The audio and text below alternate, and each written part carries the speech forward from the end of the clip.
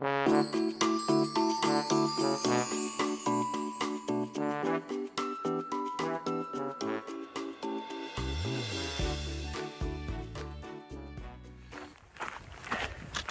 morning. Stayed last night at the hot springs at 307.9, I think, and it was quite a treat. The water is 105 degrees coming out of the hot spring, so I got in there and then got in the river next door. Water is probably in the 60s. Cooled off my legs, and then got back in the hot water, back and forth. That was a real treat.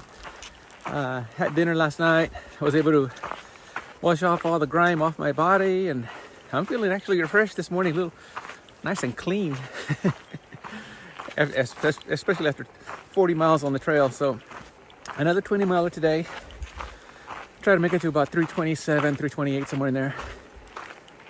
I'm climbing, so excuse my shortness of breath. It's a beautiful sight out here. I mean, it's just, let me show you.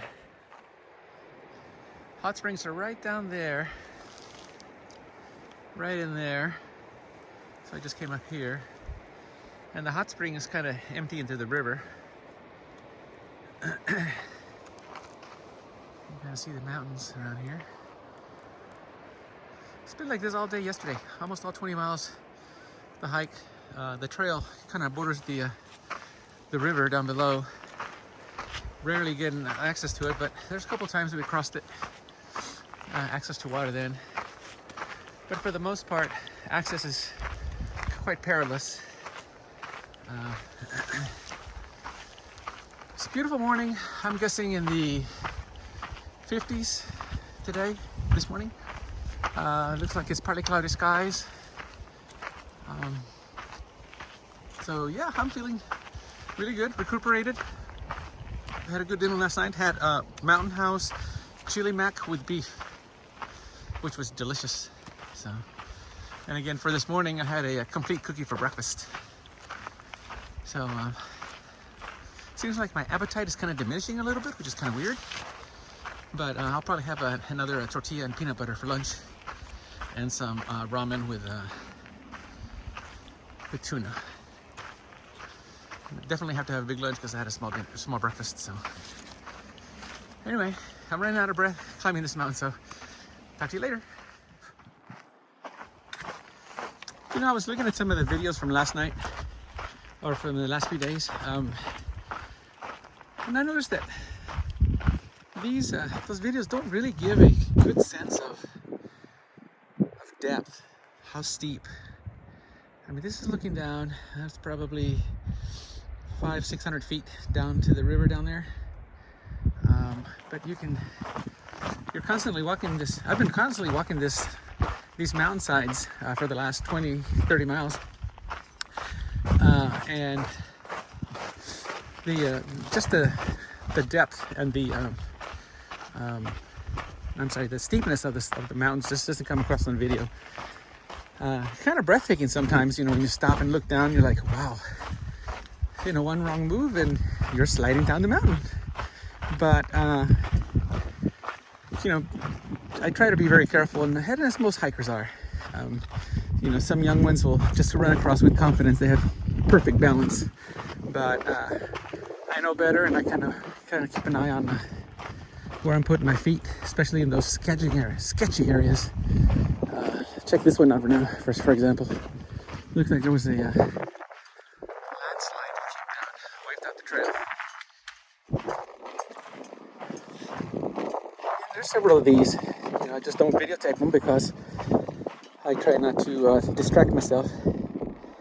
But you know, it pretty much just slide all the way to the bottom, 400 or 500 feet down there, maybe 600 feet.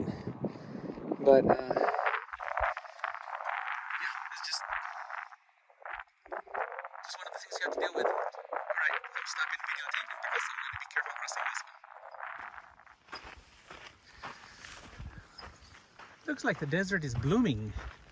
Lots of flowers. I'm being greeted by tons of flowers. All different kinds of flowers.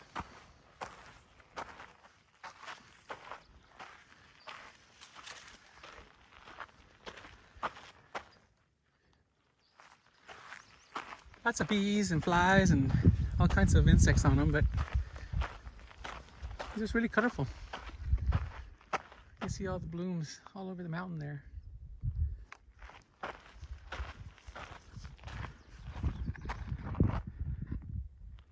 Very vibrant colors.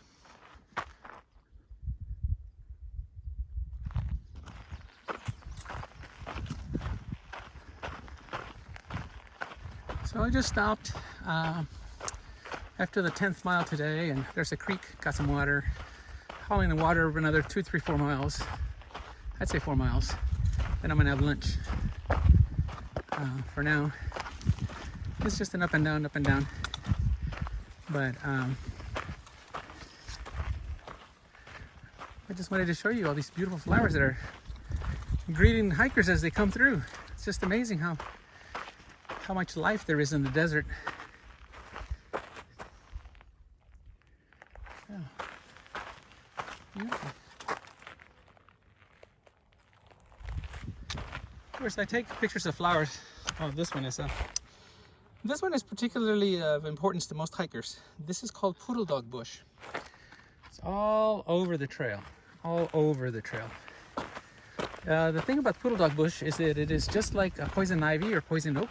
There's another one there. If you get it on your skin, it gets in your bloodstream, you start getting those blisters just like you would with a poison ivy or poison oak. It's inevitable you run into it. My theory is that you build up some kind of a tolerance for them, or your legs are so dirty that the oils don't go through. So, you know, either way, some people wear pants. I don't wear pants. I wear shorts most of the time. And I haven't gotten any breakout in a rash yet. So something's keeping it from getting in me. Or if it is, my body's able to process it and deal with it. So, but that poodle dog bush is everywhere. I've seen it all for the last 320 miles. Oh, by the way, I'm at 320 right now. So trying to get to 326, 327 tonight. So I've got about another, let's see, got about another 6.5 miles to go.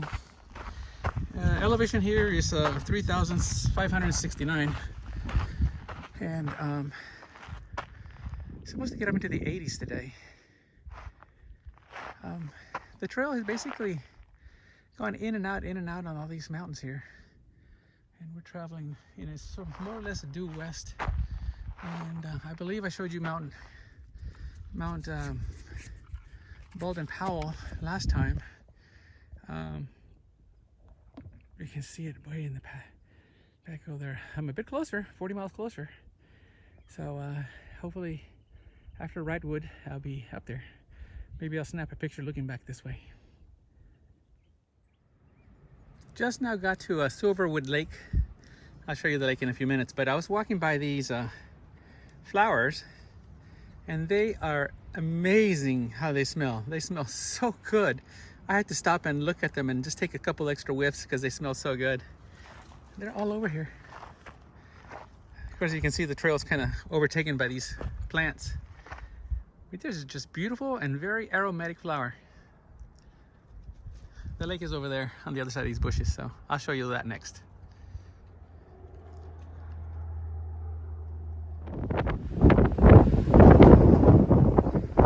Here's the lake that I'm hiking around.